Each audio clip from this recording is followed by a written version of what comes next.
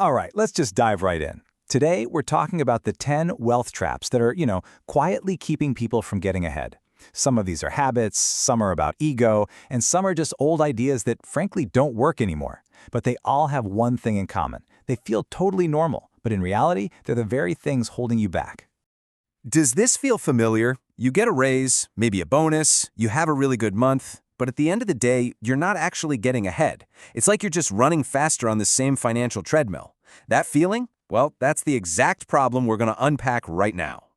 So we've broken this down into three main parts. First up, the traps related to spending and image. Then we'll get into the traps of pride and personal growth. And finally, we'll talk about the ultimate escape hatch, building systems. Okay, so our first category is all about our relationship with money, how we spend it, and the image we're trying to project to the world. And we're going to start with the biggest one of all. Here it is, trap number 1, lifestyle inflation. It's this habit of treating every extra dollar you earn as permission to spend more. A little more money comes in and boom, life gets an instant upgrade. Nicer dinners, new gadgets, more subscriptions. The real danger here is that your cost of living just expands to meet your new income. And that tiny gap between what you earn and what you actually keep, that's where wealth is born. If every dollar's already spent in your head before it even hits your account, then earning more is never going to save you. Now this next one is so important.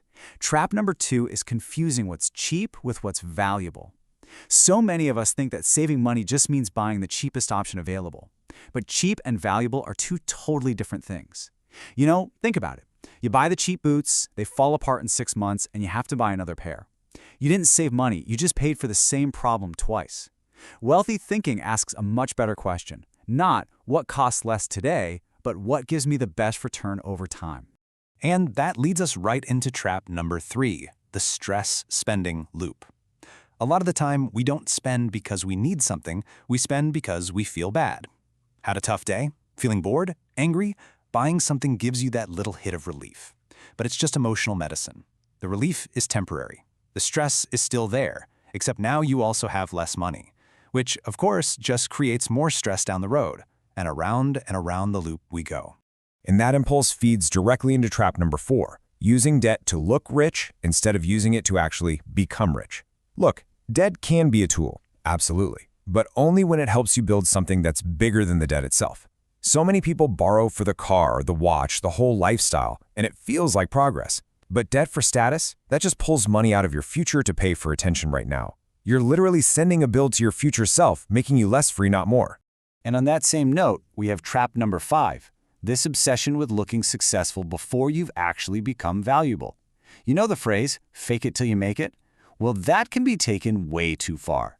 Looking the part gets you some quick social rewards, sure, but building real value, your skills, your judgment, actual ownership, that takes a long, long time. The problem is, all the money and energy that should be building your foundation ends up getting spent just painting the facade. Yeah, this really says it all, doesn't it? Pouring all your resources into image over substance is just a losing strategy. It's a game where the prize, which is just temporary attention, costs you the very resources you need for real, lasting success.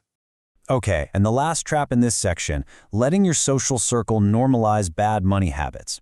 You learn what's normal from the people around you.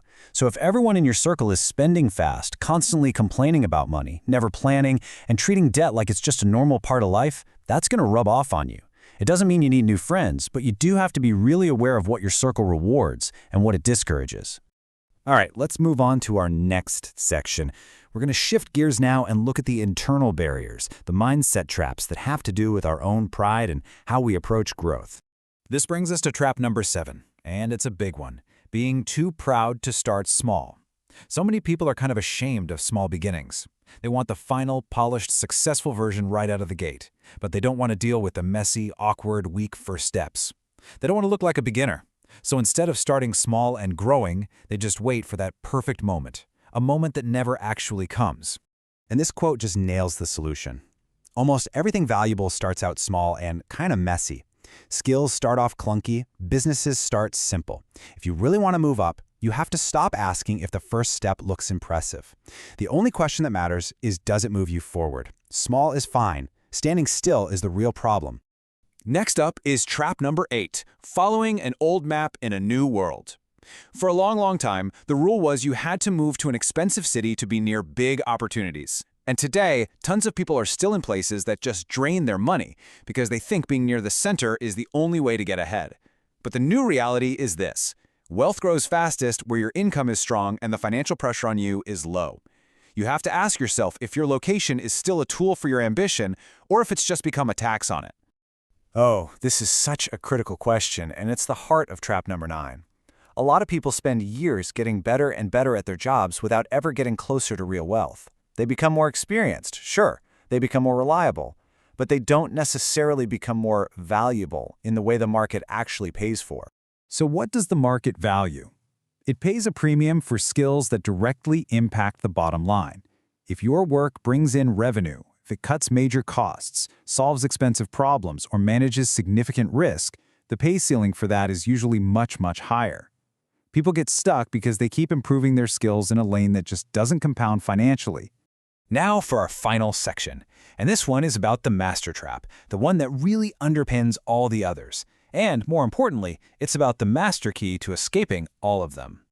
So what is it? What is the single biggest trap that holds almost everyone back? It's not a lack of knowledge. It's not a lack of desire. It's this: waiting for motivation. That random burst of energy you sometimes feel, that's not what's going to change your life. Motivation is a feeling. And you know what? Feelings are unreliable. They come and they go. And this right here is the core of trap number 10. Chasing motivation is a losing game. Look at this comparison. Motivation feels powerful, but it's just a temporary boost. It's completely unreliable. Systems, on the other hand, systems are powerful. They're automated processes that work even on the days you're just not feeling it. So how do you actually build a system?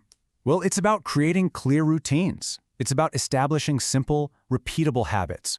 The whole goal is to automate your decisions and lower the effort needed to do the right thing. You want to get the important stuff into autopilot mode, so it just happens without you having to think about it. So the big takeaway is this: if you want to build wealth, you have to stop asking yourself, do I feel like doing the work today? Instead, you need to build a setup that makes doing the work almost inevitable.